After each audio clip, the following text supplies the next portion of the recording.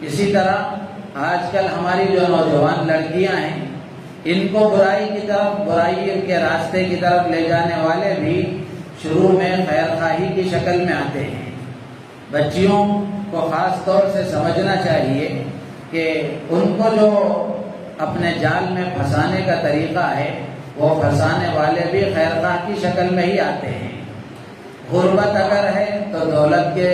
ذریعے سے خیر خواہی جتائی جاتی ہے، فرصت ہے، تعلیمی لیاقت ہے تو جاب کے شکل میں اس کا جھانسا دے کر اور اس کی ہمدردی بتا کر ان کو اپنے جال میں پھنسایا جاتا ہے، یا پھر حسن اور خوبصورتی ہے، مال و دولت ہے تو پھر اس کو لڑکی کو یہ کہہ کر اپنے جال میں پھنسایا جاتا ہے، خیر خواہی بتائی جاتی ہے کہ ہم تم سے نکاح کرنا چاہتے ہیں، تمہیں اپنا بنانا چاہتے ہیں، اپنا لائف پارٹنر بنانا چاہتے ہیں۔ اللہ نے عورت کے اندر جو کمزوری رکھی ہے، کمزوری کیا بلکہ خوبی ہے، اس کے لیے اگر صحیح جگہ استعمال ہو تو عورت کے اندر اللہ نے یہ جذبہ رکھا ہے کہ عورت اپنے آپ کو کسی پر نچھاور کرنا چاہتی ہے، اپنا سب کچھ کسی پر فدا کرنا چاہتی ہے۔ تو جب کوئی سامنے سے خیر خواہی کی شکل میں یہ پیشکش کرتا ہے تو عورت اپنی صنفی کمزوری کی وجہ سے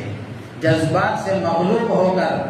اس پر بھروسہ کر بیٹھتی ہے، اعتماد کر لیتی ہے۔